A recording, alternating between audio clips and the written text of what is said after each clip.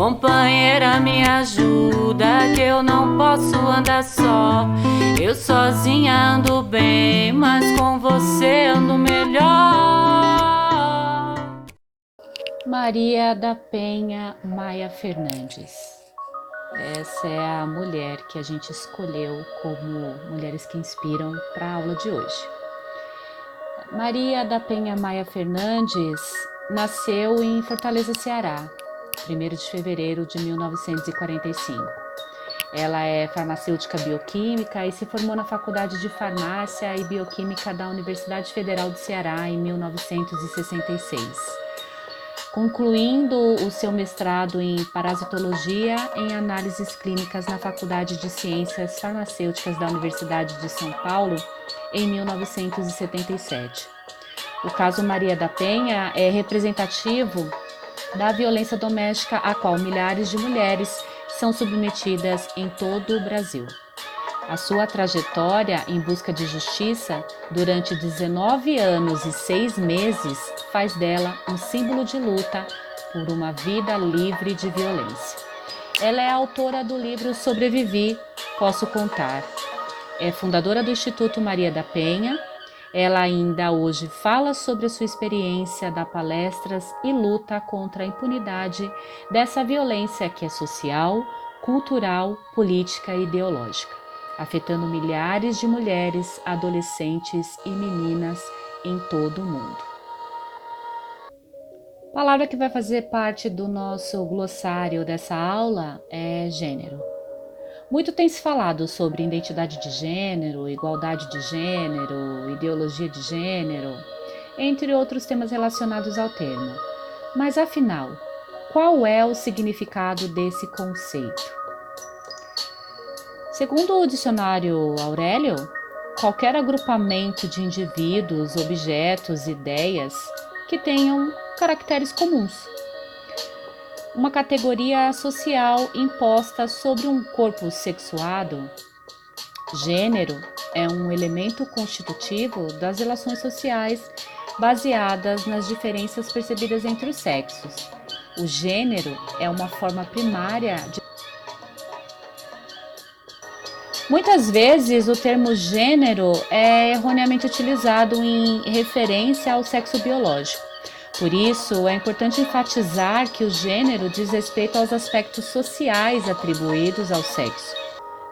Ou seja, gênero está vinculado a construções sociais e não a características naturais.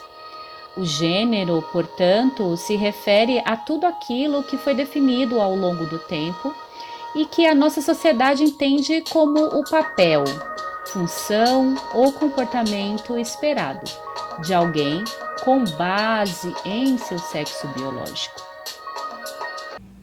Olá, muito bem-vindas alunas da 5ª Formação de Promotoras Legais Populares pelo Centro Teresa de Benguela. E então, vamos ao conteúdo enriquecedor de nosso encontro? Hoje quem compartilha conosco é Patrícia, nossa querida vice-coordenadora do Centro Teresa de Benguela.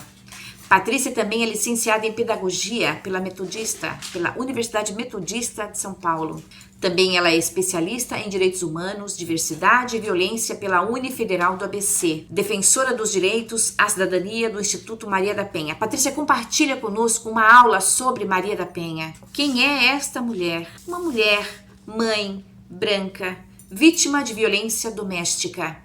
Em seu livro, Sobrevivi, ela compartilha sua trajetória de vida, trajetória de luta. É uma mulher emblemática, líder de movimentos de defesa dos direitos das mulheres, que hoje, pelo seu instituto, ela tem um papel fundamental, importantíssimo, de estimular e contribuir para a aplicação da Lei 11.340/2006. É uma mulher branca, graduada, casada, vítima de violência.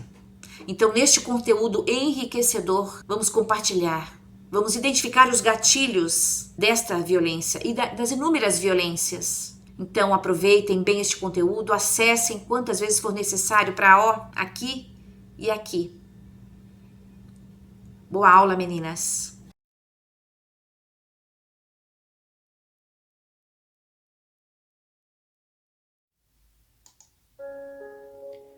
Acordei de repente com um forte estampido dentro do quarto. Abri os olhos, não vi ninguém.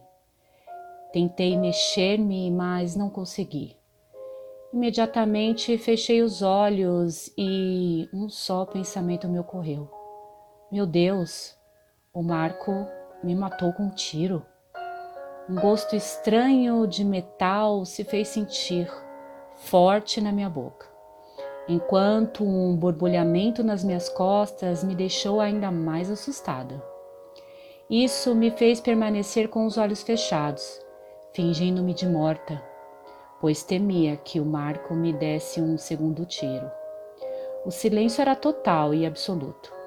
Nem a nossa cadela dava o menor sinal. Nem um grunhido, nem um latido. De repente, escutei o barulho da tábua e do ferro de engomar, indo ao chão. Tão nítido como se eu própria os tivesse derrubado.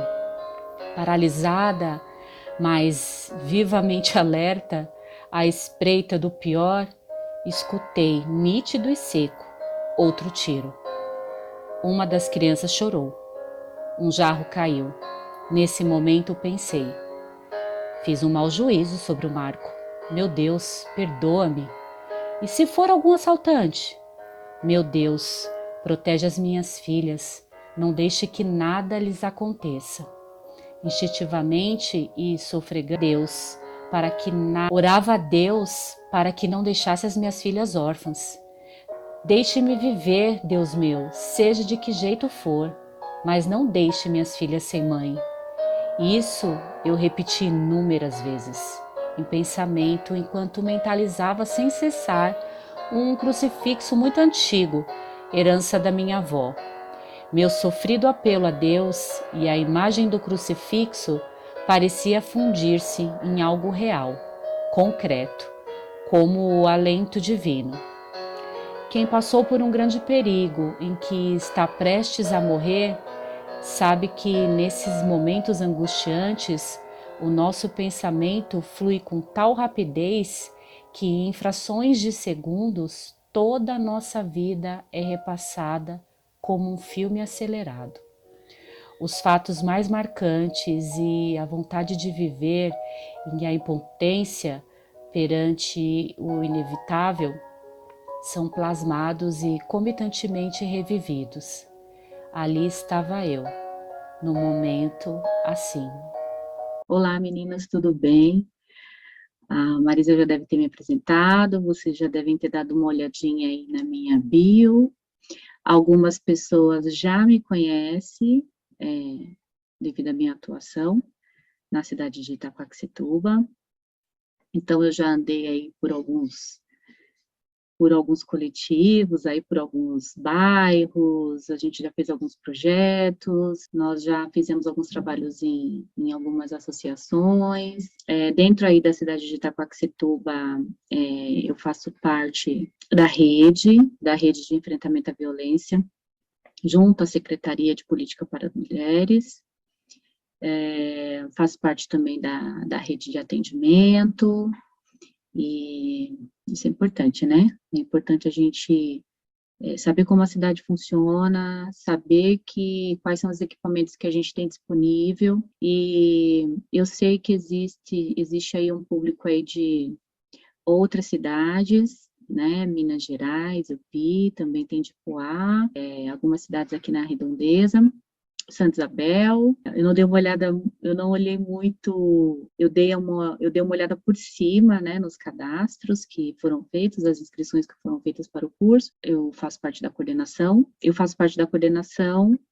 do curso de promotoras legais populares. Eu sou promotora legal popular, eu me formei em 2017 como promotora legal popular. Tenho muito orgulho disso. O tempo todo isso faz parte da minha trajetória.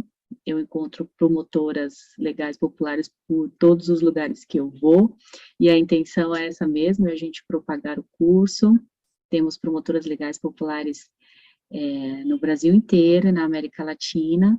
É isso, meninas. Atualmente, eu estou concluindo já. O ano passado, eu comecei uma capacitação no Instituto Maria da Penha, como defensora. Então, é muito provável, não vou dizer 100%, mas é muito provável que, no que diz respeito à Lei Maria da Penha, as aulas serão ministradas por mim. É claro que existe algumas questões de ordem jurídica que eu não domino, né? Existe, inclusive no Instituto Maria da Penha, né, o corpo jurídico para cuidar de algumas questões, mas aquilo que eu consegui sanar a dúvida de vocês a respeito da lei, eu vou estar à disposição. Eu estou no grupo, né? Algumas meninas já viram que eu me manifesto de vez em quando por lá. A edição do curso é feita por mim, então provavelmente vocês devem agora estar conhecendo a minha voz, né? Então é isso, meninas. Eu sei que eu não posso estender muito as aulas, assim como a Marisa já falou, já explicou, as aulas, a dinâmica da aula presencial, ela é diferente da dinâmica dessa aula remota, né, nesse contexto que nós estamos agora. E, então, como já foi esclarecido pela nossa coordenadora, a Marisa, provavelmente daqui 2 meses, mais ou menos, nós teremos sim um encontro presencial para que a gente possa fazer um balanço do quanto vocês estão absorvendo o curso, do quanto vocês estão aí animadas em busca de conhecimento. Conhecimento liberta. O grande objetivo do Promotoras Legais Populares, um dos grandes objetivos, é exatamente fazer com que vocês entendam como funciona todos os processos de direito e como são esses acessos.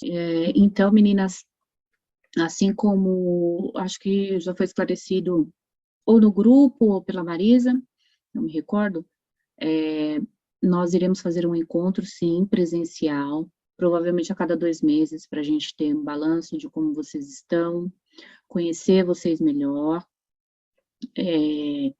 entender as demandas e as necessidades também, porque dependendo das cidades, as cidades adequam a grade, a matriz do curso, com alguns temas que são mais pertinentes à sua realidade, à sua cidade, apesar de ter um alinhamento com as promotoras no âmbito nacional, existem algumas adequações, ok? Então, se tratando da Lei Maria da Penha, se tiverem mais alguma dúvida, vocês coloquem lá no grupo, tá? Senão eu vou pegar um pouco do tempo. E falar da Lei Maria da Penha é um tema bastante denso. Provavelmente eu não vou conseguir falar tudo nessa aula, mesmo porque a gente não pode estender muito, né? Fica cansativo você ficar muito tempo com o celular ou ali, né? É um sábado que vocês estão assistindo essa aula, mesmo que vocês possam assistir ela depois, ela está gravada, a gente não quer desgastar vocês, né, ocupar muito tempo de vocês. Eu aconselho vocês também, inclusive, a pesquisar coisas que vocês, alguma coisa que fique pendente na aula, busquem, pesquisem, vocês podem, de alguma maneira, perguntem para nós, a gente pode também auxiliá-las a um melhor site, ou melhor página de pesquisa, ou material mais de confiança, né? Nós estamos em tempos de muitas notícias fakes e tudo mais, então eu aconselho que vocês também perguntem para nós no grupo, né, e qual é a melhor fonte, né, de pesquisa, caso vocês tenham alguma dúvida. Se a gente conseguir responder para vocês lá, ok. Se a gente conseguir colocar um material para vocês lá também, ok. A minha aula de hoje, ela é sobre a Lei Maria da Penha. Ela não vai conseguir englobar tudo que vocês precisam saber, mesmo porque existe dentro da Lei Maria da Penha uma questão jurídica, né, e provavelmente nós traremos uma pessoa especialista nessas questões jurídicas, né? O que eu preciso, na verdade, passar para vocês a respeito da Lei Maria da Penha, o que é importante, na verdade, vocês saberem da Lei Maria da Penha, e isso independe de cidades ou independe de onde ela vai ser aplicada, são os acessos, né? É a maneira como você acessa a lei, né, explicar para vocês quem tem direito a utilizar tudo que tem a lei, tudo que prevê a lei, né? E como que ela deveria funcionar, né? De acordo com o que está estabelecido ali. A nossa aula, ela é focada nisso, né? É claro que para cada política pública aplicada, né? De acordo com o que está pré-estabelecido ali na Lei Maria da Penha, depois nós teremos aulas mais específicas de como cada uma funciona, de como ter acesso a cada uma delas. Não dá para falar tudo numa aula só, não dá, né? Eu mesmo, lá no Instituto Maria da Penha, a gente teve praticamente quase um ano, né, para entender a Lei Maria da Penha em todo o seu contexto, toda a sua formação, toda a sua base, todas as leis que foram utilizadas, o porquê que cada uma foi utilizada, e não é à toa que ela é a terceira melhor lei do mundo, se tratando da proteção da mulher, da violência contra a mulher. Ok? Então, o que eu queria que vocês, num primeiro momento, eu sei que vocês têm várias ressalvas referente à lei. Realmente, ela ainda tem muitas coisas para serem aplicadas, colocadas em prática. Eu acho que essa é uma das maiores batalhas quando a gente fala de políticas públicas, de fato, conseguir colocar a Lei Maria da Penha em prática, né, e o problema não está na lei, né, eu mesmo já fui em várias palestras, eu já ouvi muito isso, a lei não funciona, a lei não funciona, a lei não funciona, e quando, na verdade, o que não funciona são outros dispositivos, né, o que não funciona é o nosso dispositivo jurídico, o que não funciona são outras questões que não a lei, né, a lei, ela é maravilhosa, ela é perfeita, né, e mesmo assim, né, existe ainda mais o que acontece é que existe ainda alguma resistência na aplicação da lei, por algumas questões jurídicas, né, de entendimento jurídico, existe algumas questões que impedem que a lei seja colocada na íntegra, na prática, pelo próprio machismo institucional, que ele existe, vocês vão, no decorrer do curso, entender mais sobre isso, né?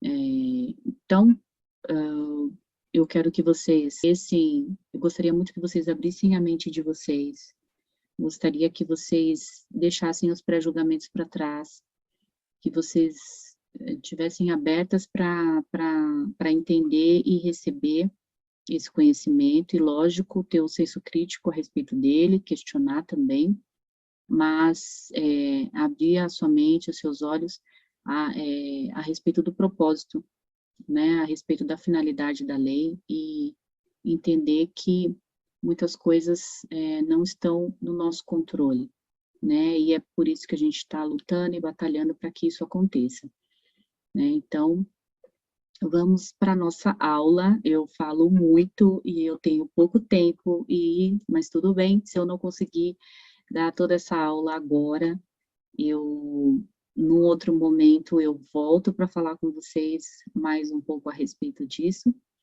e é isso, gente. Vamos à nossa aula, então. Meninas, não fiquem preocupadas, ok? Eu vou mandar esse material para vocês, eu vou colocar no grupo, tá? Então, não fiquem preocupadas em marcar, em estar anotando, se quiser anotar, lógico, fiquem à vontade, mas não fiquem presas a isso, porque eu vou enviar esse material para vocês, ok? Então, vou falar um pouco da Lei Maria da Penha, aspectos gerais e seus desafios. O surgimento da Lei Maria da Penha, eu contei para vocês, né, um pedacinho do livro da Maria da Penha, na verdade. Ali ela só um pequeno relato, né, do momento em que ela toma o tiro, né, ela ainda não sabe ela supõe que seria o Marco, mas ela ainda permanece casada com ele, né, e, bom, meninas, surgimento da Lei Maria da Penha, eu contei uma parte do relato dela, bastante emocionante, aquele pedaço.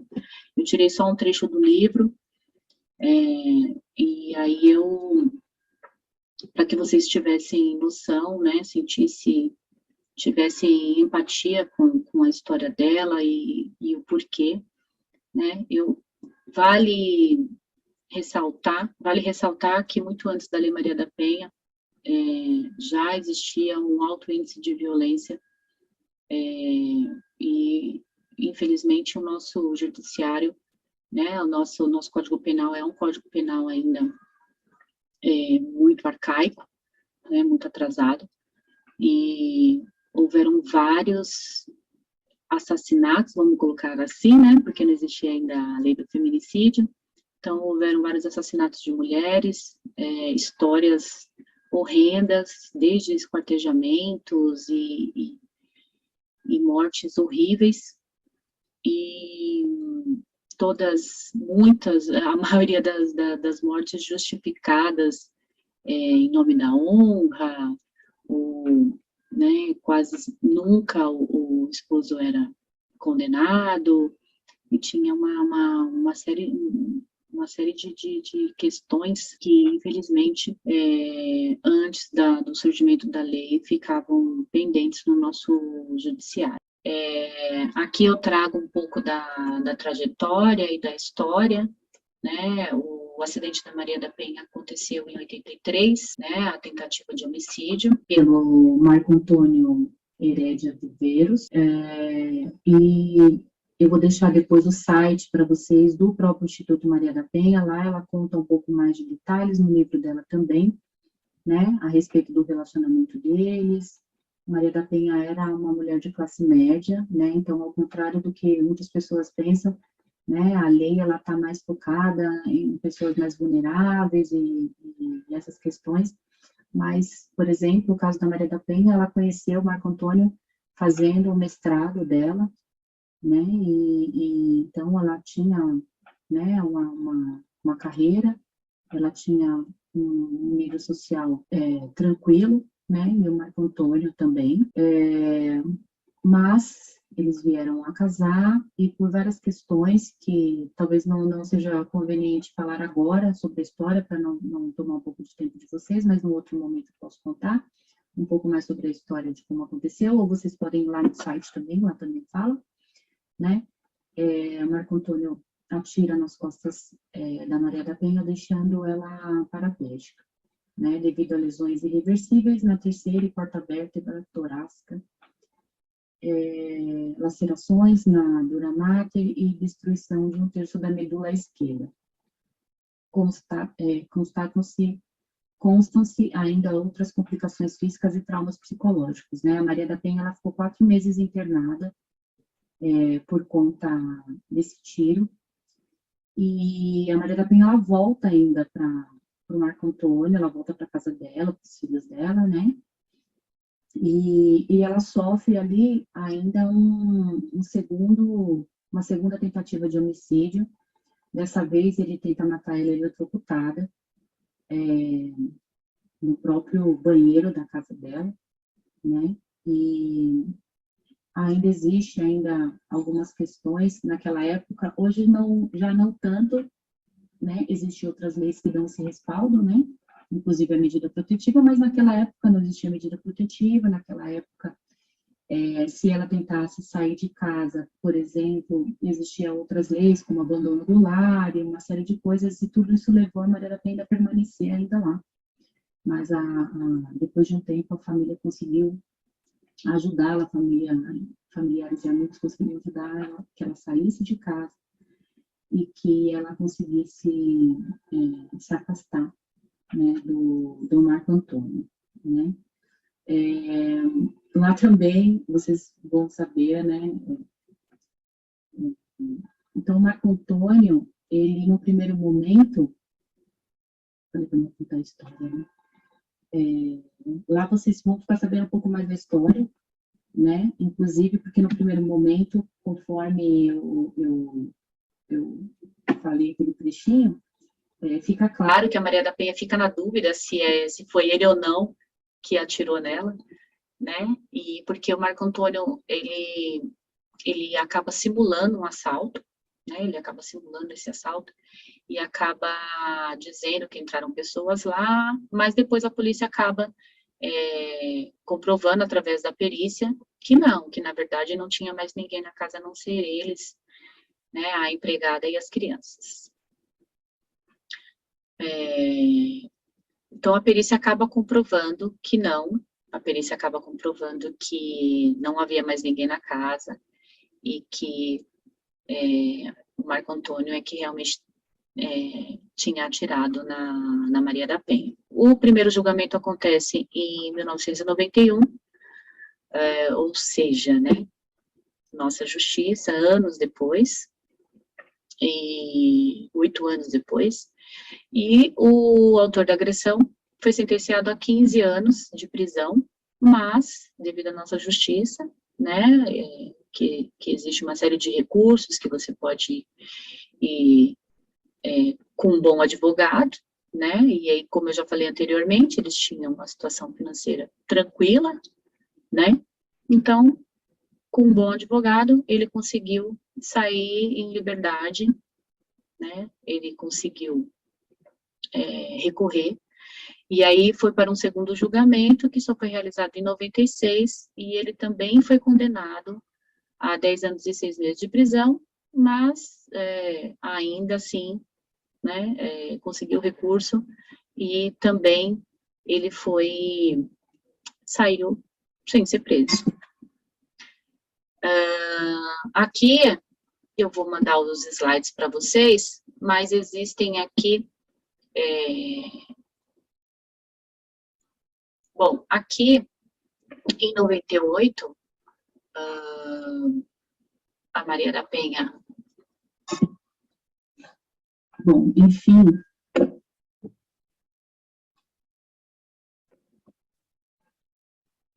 em 98, o caso da Maria da Penha ganhou uma dimensão internacional, e depois eu posso trazer mais alguns detalhes de como se deu como que isso chegou numa esfera internacional, né, através o caso dela foi denunciado para a Comissão Interamericana de Direitos Humanos, a OEA, então eu posso depois deixar mais claro como tudo isso aconteceu, mas nesse primeiro momento é importante dizer que o Brasil, só em 2001, é que ele foi condenado pela comissão por negligência, omissão e tolerância em relação à violência doméstica praticada contra as mulheres brasileiras. O Estado brasileiro foi condenado. O Brasil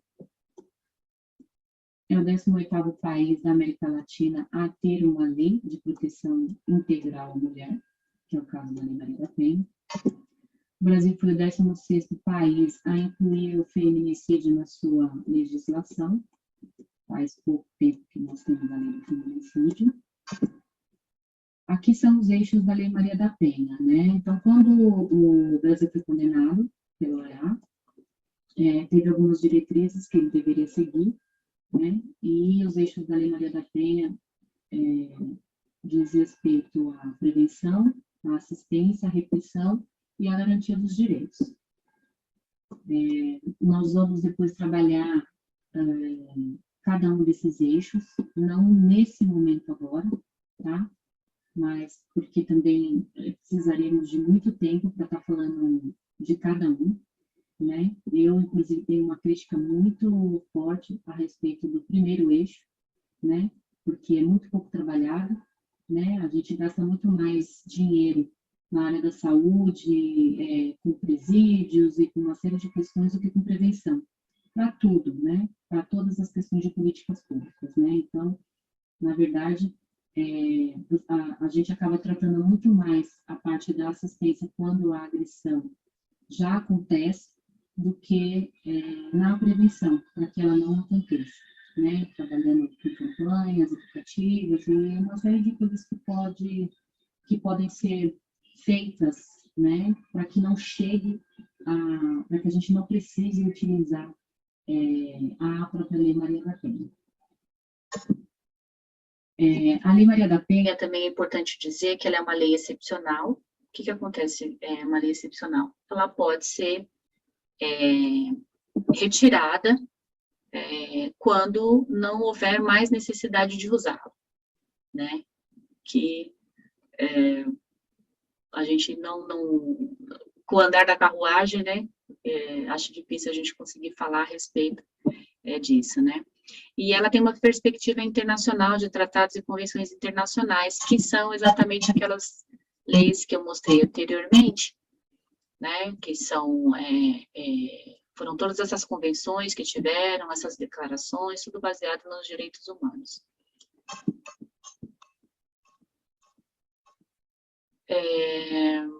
Para que seja aplicada a Lei Maria da Penha, né?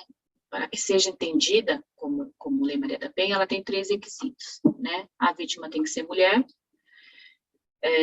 a violência ela é baseada no gênero, então, no seu gênero, como já foi falado antes, né? Por ela ser mulher, mas o gênero entendido como uma construção social, e a violência doméstica, familiar ou em relação íntima de afeto, né? Então, a Lei Maria da Penha, ela é aplicada, as pessoas têm muita dúvida referente a isso, né? Então, a Lei Maria da Penha, ela é aplicada no âmbito doméstico, ou familiar, ou uma relação íntima de afeto. Namorado, tem que haver uma proximidade, né? Tem que estar no âmbito doméstico, tem que ser, ela só é aplicada através dessa relação, tem que ser comprovada, ela só é aplicada porque ela é comprovada através dessa relação íntima de afeto. Ela veio para causar uma modificação no quadro absurdo de violência contra a mulher, exatamente porque o Brasil, ele é o 5º país mais violento contra a mulher no mundo. Então, existe aí um problema grave que existe na Lei Maria da Penha, no entendimento do próprio judiciário. Então, esse entendimento do próprio judiciário, existe uma questão que uma parte do judiciário resiste à Lei Maria da Penha, ou seja, eles não entendem exatamente eles não entendem exatamente como aplicar a lei. Uma outra parte apoia, mas não compreende corretamente, e a outra apoia e compreende. Né? E isso é um grande problema, porque cada um, de acordo com o seu entendimento, vai julgar os casos de acordo com a sua construção, com a sua maneira de ver o caso, e isso é bastante complicado. Para a gente ter uma noção de como isso é bastante complicado na parte, no âmbito do judiciário, foi esse caso que aconteceu do Dr. Rodrigo de Azevedo Costa, um juiz, que ele afirmou na audiência, quando a vítima tentou solicitar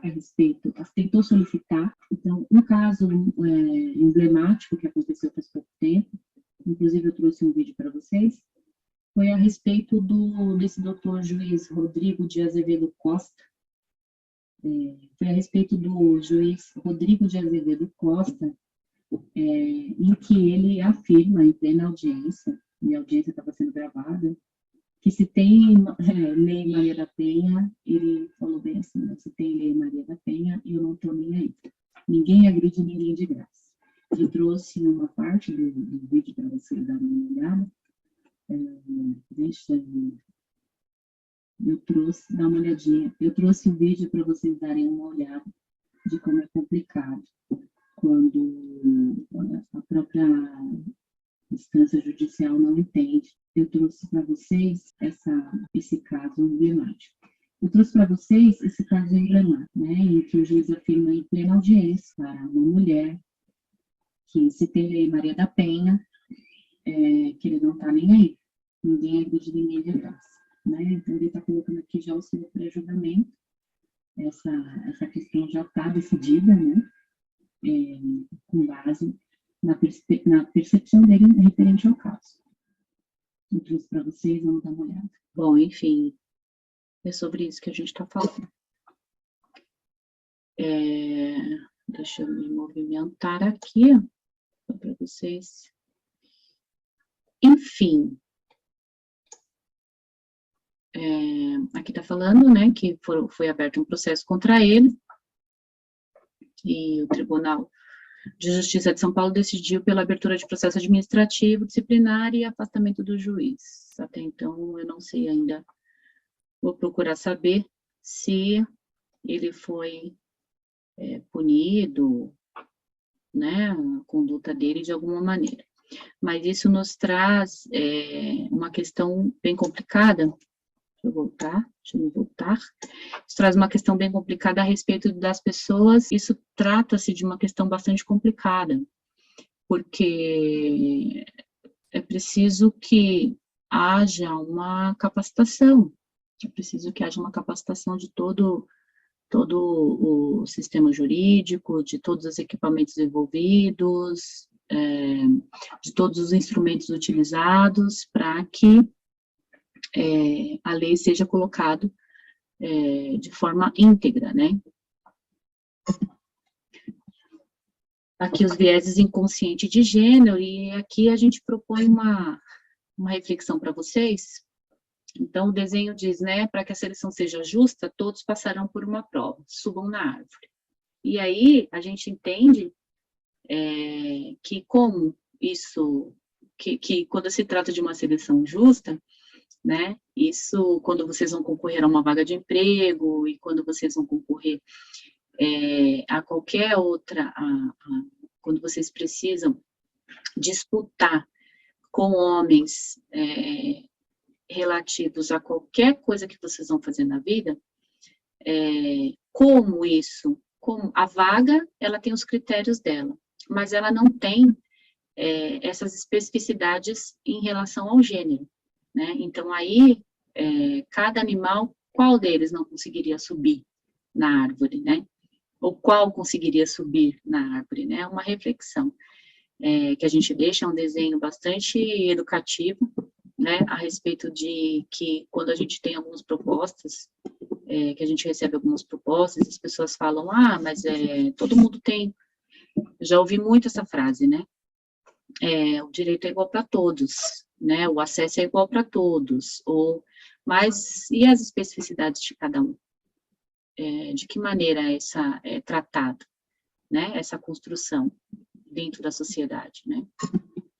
Aqui é a mesma situação, né? Então, às vezes a gente não consegue entender o porquê que os homens chegam mais rápidos a cargos de poder e as mulheres acabam acessando outros cargos menos, que não cargos de liderança, né? E aí existe uma série de contextos que a mulher é colocada, né? Porque a mulher é quem toma conta da casa, dos filhos, e o homem fica livre para seguir a sua carreira, né? Ou para estudar, ou para uma série de coisas, porque a parte do cuidado fica exatamente com a mulher. E a mulher, ela tem que passar por todas essas barreiras para ela conseguir o mesmo cargo que poderia e que certamente vai estar disponível para os dois, mas que, por N questões que a gente já conhece, fica mais difícil para que as mulheres venham a acessar esses cargos de liderança e até mesmo estudar para uma prova na universidade,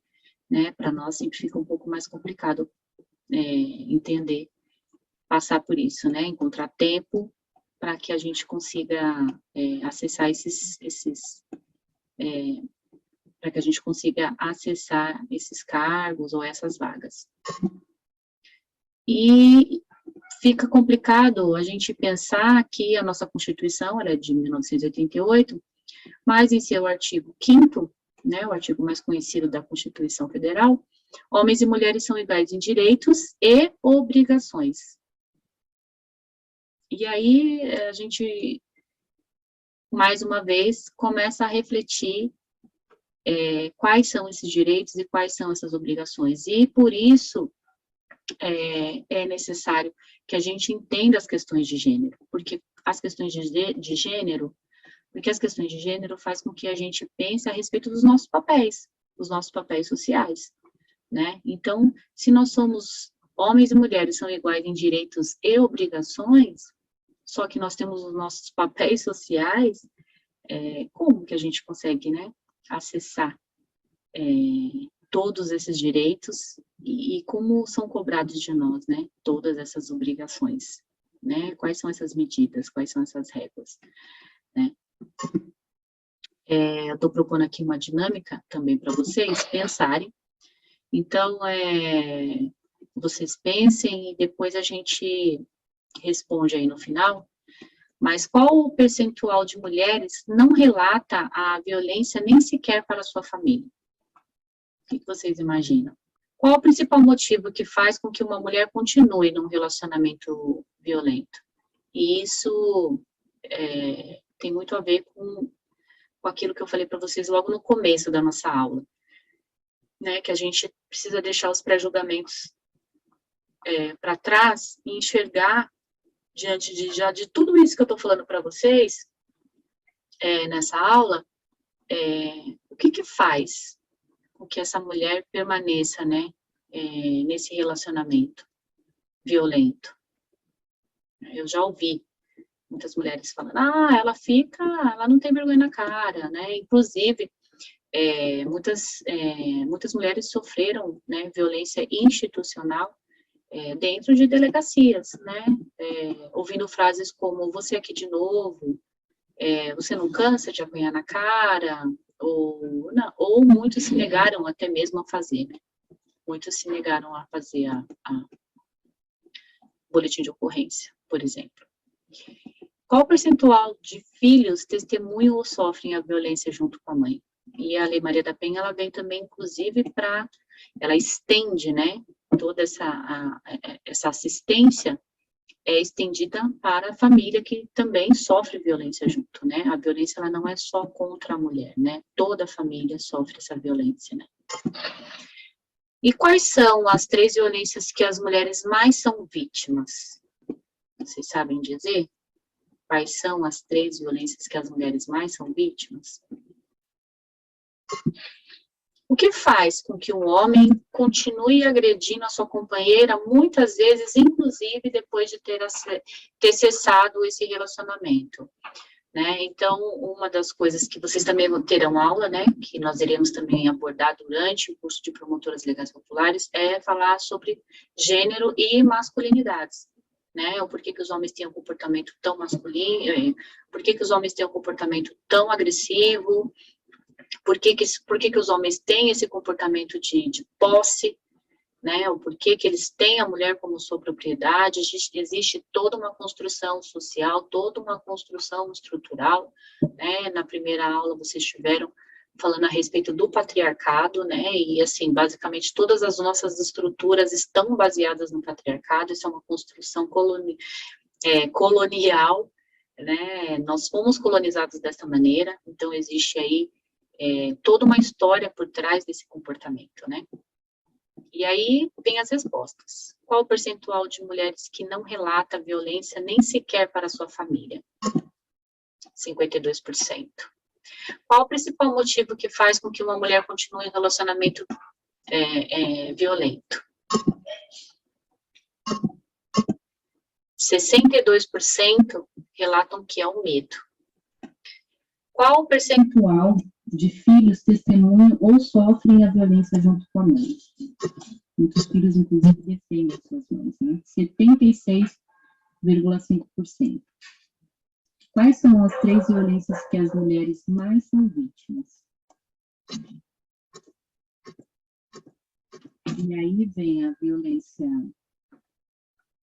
física, psicológica e moral. O que faz com que o homem continue agredindo sua companheira muitas vezes, inclusive depois de ter cessado o relacionamento? Alguém sabe dizer? Esse documento eu também vou estar passando para vocês, essa cartilha, como conversar com os homens sobre violência contra as mulheres, né? A lei, ela prevê, né, inclusive a respeito Então, essa cartilha, eu também vou estar colocando no grupo para vocês, né? É uma cartilha que foi elaborada com o Papo de Homem e o Instituto Avon, como conversar com os homens sobre violência contra as mulheres, né? E é uma cartilha bastante rica, e depois vocês dão uma olhada, e vocês também terão essa aula, e vai ser muito bacana. Eu não vou falar para não me estender aqui, né? Mas existem aí os grupos reflexivos para homens, né? Existe aí uma demanda muito grande de homens aí também lutando contra a violência doméstica contra a mulher, e é bastante bacana a gente encontrar com eles e ver que eles também têm, né, construído essa rede, né, de relacionamentos, têm desconstruído também comportamentos e masculinidades, né, que eles tiveram aí a respeito tiveram aí construíram aí durante toda a sua vida, e vocês vão ter essa aula também, que vai ser bem legal. Aqui eu trago para vocês também uma complementação da dinâmica da pergunta, que leva a mulher a não denunciar o agressor, né? E as respostas dadas pelas vítimas, segundo a data assinado, ter medo é a primeira resposta. 32% depende financeiramente, e aí é importante a gente pensar que já existe várias iniciativas a respeito disso, mas a capacitação, né, vagas específicas para mulheres que sofrem violência, essas mulheres terem uma chance de fazer uma capacitação, um curso, serem direcionadas para vagas de emprego, empreendedorismo. Já existem alguns estados fazendo esse tipo de política, né, de política pública, né, tem que fazer parte. Então, depender financeiramente do agressor é uma boa quantidade, uma boa fatia desse bolo, que faz com que essas mulheres não denunciem esses homens. E a preocupação com a criação dos filhos, é importante dizer também que quase sempre quando você vai ouvir falar de homens que praticam violência doméstica, que são bons amigos, etc. e tal, então a mulher acaba levando em consideração acaba amenizando essa situação com o fato de criar os filhos longe do pai e longe da família. Então, os filhos também é uma boa fatia, né, desse bolo, né? Esse relatório visível, primeiro a gente precisa entender que esse casal ele vai passar pelos ciclos da violência, né? Isso vocês também vão aprender, provavelmente vocês já viram esse mapinha em algum lugar, né? Mas depois a gente vai falar com um pouco mais de ênfase como isso funciona, como essa dinâmica, né, do ciclo da violência, como são essas fases do ciclo da violência.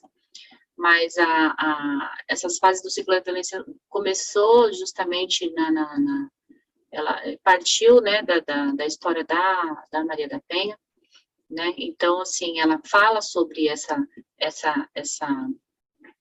aumento de tensão que ela passava no relacionamento dela, depois vinham os ataques, e depois ele se arrependia, e vinha a fase da lua de mel, né, que é onde ele pede desculpas, é onde ela aceita, e aí é onde há a reconciliação, né, então, sempre, quase sempre, o ciclo da violência passa por essas 3 fases, né, então, tem a briga, tem a agressão, e depois tem o pedido de desculpas.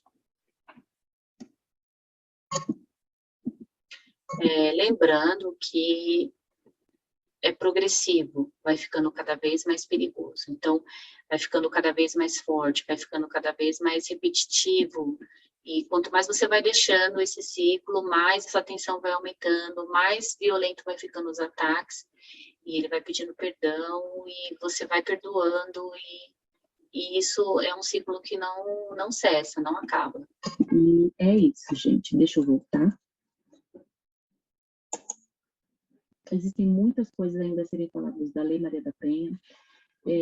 Vale ressaltar também que quando a gente fala de direito da mulher, não é só a Lei Maria da Penha que trata sobre os direitos da mulher, né? A gente tem uma gama imensa de instrumentos, de equipamentos que fazem valer esses direitos. Então, nós teremos todas essas aulas, vocês terão todas essas aulas no percorrer do curso, e é importante que vocês adquiram esse conhecimento, é importante que vocês se tornem multiplicadoras desse conhecimento, né, que as pessoas entendam como se dá todos esses acessos, né, o conhecimento ele é para isso, né, então vocês precisam entender como funcionam os equipamentos da cidade de vocês, como ter acesso à cidade de vocês, como ter acesso a esses equipamentos na cidade de vocês, né, como vocês conseguem, de fato,